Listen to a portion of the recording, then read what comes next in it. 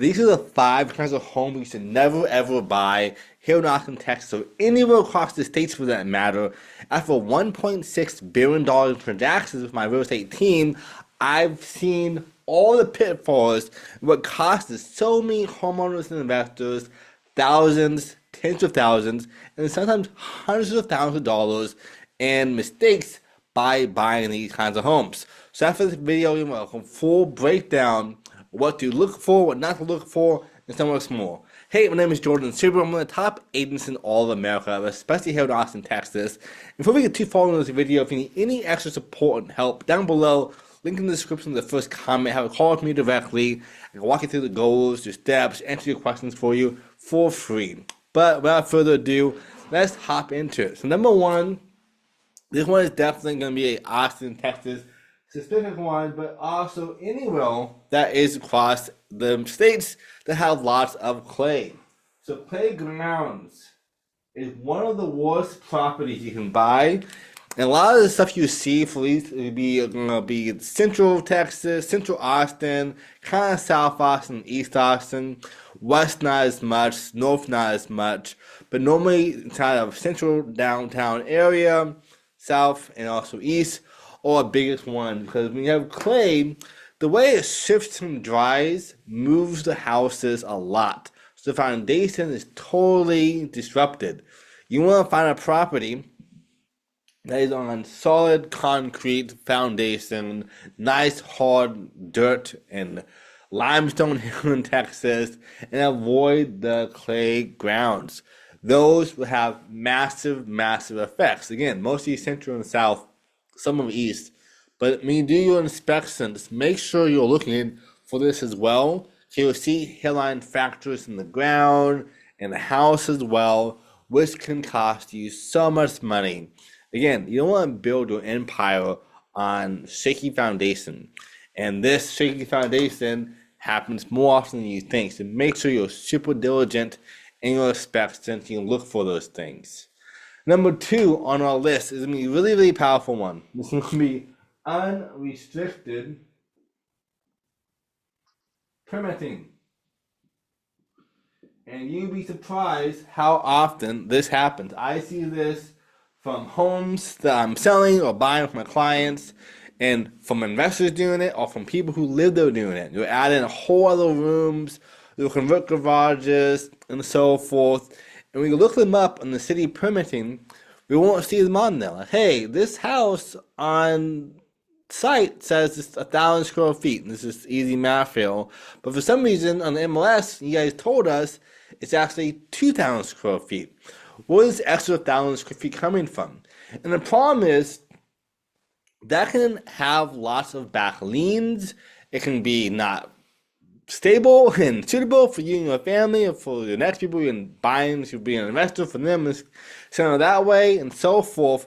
This can have so many things wrong with it. And there's a chance when it's being sold and everything like that, the city can catch wind and ask for it to be totally taken down on your dime and then rebuilt again, which you don't want to have that happen to you. So you make sure when you're buying properties that the inspections and the permitting are up to code.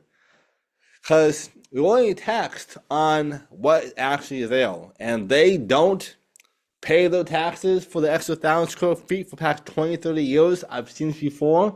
That will be a huge headache for you at closing. Maybe they say, oh, actually, I owe $80K in back taxes. I can't sell this house now at this price anymore. Again, it's be a big, big headache for you. And also, again, sometimes they'll have their friends or their friends' friends who are contractors do everything, so it's way cheaper that way, but it ends up costing you and them more money later on. So never buy a house that is not permitted. Again, your agent should be able to see this online and find out, hey, this whole wing of this house was not on the permitting. I don't see anything for it. It's still open. I want this fixed first. This is a huge, huge thing that I do for all my clients to make sure they're protected. So for you, make sure you do it as well.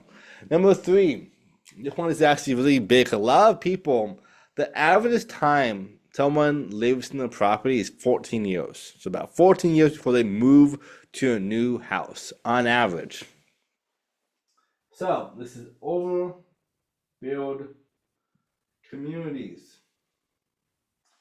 I meet so many sellers who are like, hey, I want to sell my house. I'm like, great, sounds like a plan. Like, when do you buy it? I bought it in 2020, 2021, 2022. Doesn't matter. I'm like, okay. Like, well, the problem is you bought it in a new build community that is overbuilt, meaning there were so many homes there, it was a massive community, and they were still adding more.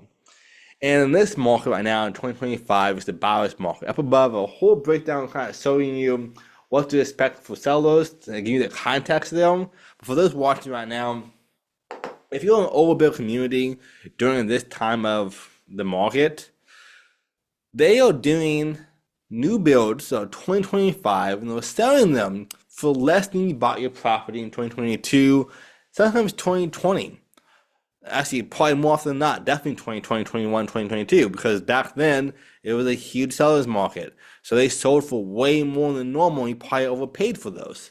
Even 2023, 24 builds, though, as well, you will see a lot of times that this place is selling for $1 million brand new, and you bought yours for $1 million. So you have to sell for 1.1 just so you can break even on it. And this is why you never buy in overbuilt communities. You want to find out. You say, hey, we might move again in 3 to 5 years, 7 years. Well, then you probably don't want to buy that house if that is your plan to move and sell it. If you're an investor and hey, I'm having this for the next 30 years, totally fine.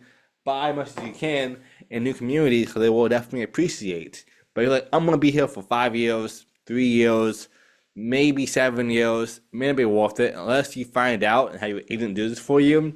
How much longer are they building there for? How long will it take them to be completely done with that community?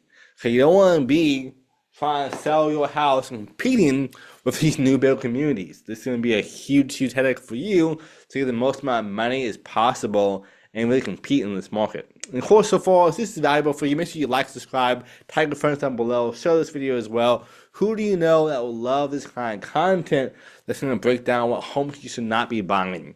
And on that next list for us, this one really depends on who you are, who your friends and family are, and how that looks. This is going to be multi-story homes. You don't want to have multi-story homes if you have a lot of your grandparents or your kids' grandparents or your parents that are old enough that they don't want to go up and down staircases too much. Like my mother is not the best when it comes to stairs. So my house I have now is single story. It's super easy for her to walk around, move around, not have headaches, not really, go through that. So this is kind of a sort of one. It really comes down to like what are your intentions, and also kind of back to like the how long you plan to stay though. So maybe right now you're like 50, 60, 70 even, and you can super spry, you can walk around and do stuff, and it's totally fine for you. But if you plan on living there for the next 10, 20, 30 years, which does happen sometimes, will this be an issue for you then? Now, obviously, like, don't plan your entire life around like future things that far off from now. But if you do know you have people who come over to your house, you're more elderly and can't do staircases too often, that would be a big part of the headache for you. Same for like you have friends who needing extra help, who are disabled to some degree. That is going to be a big part of it for you too. So again, just keep in mind like multi-family story homes are great. I will actually an extra bonus tip for you. Single family homes, one story, are actually more valuable than two-story homes. So another thing to keep in mind as well. So you have same exact square foot side by side.